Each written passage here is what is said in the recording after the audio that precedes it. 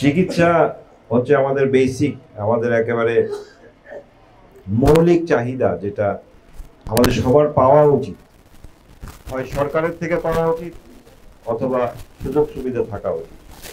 কিন্তু দুর্ভাগ্য আমাদের দেশে, ডাক্তার সাহেবদের সঙ্গে আমি কথা বলছিলাম, যে হয়তোবা সিস্টেম করা আছে, আইন করা আছে, কিন্তু সেটা প্রয়োগটা নাই, জায়গা মতো চিকিৎসকরা নাই।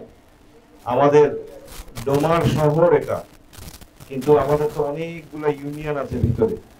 ইউনিয়নে যারা বসবাস করেন তারা কিভাবে চিকিৎসা পাবেন? তাদের যদি অসুবিধা হয়, রাত বেরাত নাই, যে কোনো সময় অসুবিধা হচ্ছে, তারা কিভাবে চিকিৎসা পাবেন? সেটা কোনো ব্যবস্থা সরকারিভাবে করা হয় না। তো এটা একটা বড় চিন্তার বিষয় আমাদের।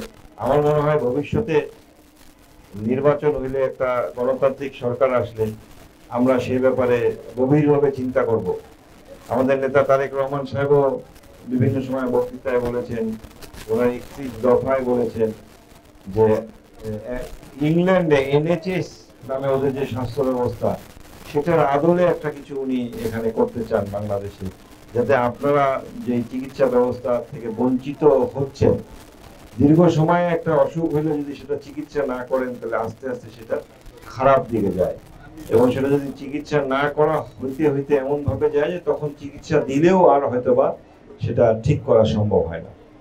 সুতরাং আমাদের দরকার প্রাথমিকভাবে যে আমাদের প্রতি 1 বছরে বা প্রতি 6 মাসে অন্তত একটা সাধারণ চেক আপ করা।